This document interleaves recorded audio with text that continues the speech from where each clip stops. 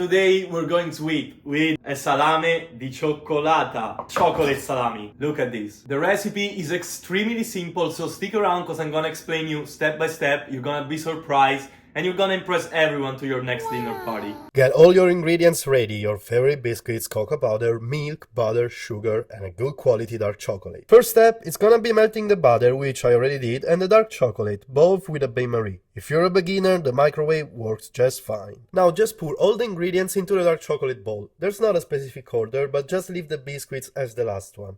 A great variation is adding nuts, usually almonds or pistachios, or half cocoa powder, half coffee powder, but I'll go deeper with the alternatives in another video. Okay, when everything is nice and uniform, we're gonna add our biscuits. Biscuits. I don't know how to pronounce it. I usually say biscuits and people make fun of me here. I think the right pronunciation is biscuits. Biscuits? Whatever. Break it with your hand and add it to the mixture. Okay, I'm gonna add a little bit of a thyme. Mix everything together. Perfetto. Let's give it a salami shape. Take some parchment paper, making sure it's gonna fit your mixture in it. And just pour it on top, like this. Doesn't look the best yet, but I promise it will. Okay, start giving it a little bit of a salami shape. And then we roll it.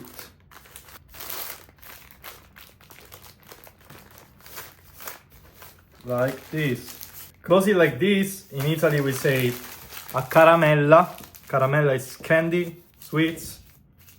Now last step, very simple. It's gonna go in the fridge for about 3 hours to cool off, become dense, and be ready to be served. Wasn't that easy? After 3 hours in the fridge, actually I put it for just 2 hours, the salame is hard enough to be served. Now the last step is not mandatory. You can do it or not. I'm gonna do it because it's gonna make it look more real and taste a little bit sweeter. Bring out some parchment paper again.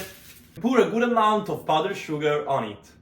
Unwrap the salame and then cover it with powdered sugar. It's gonna give it this more real effect, like a real pork salami. Perfect. You don't want too much powdered sugar or it's just gonna be a candy.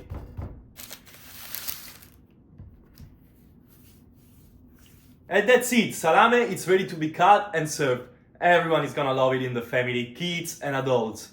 To make it more kids friendly, maybe you can use a little bit more milk or a sweeter chocolate, less dark. Up to you and your kids' taste. I like it a little more on the dark side, on the with this bitter flavor, but that totally depends on you. There are so many variants of this dish and you can have so much fun exploring all of them. I'm gonna share more versions of these recipes, so make sure you subscribe to my channel. Now let's cut into it and see the final result.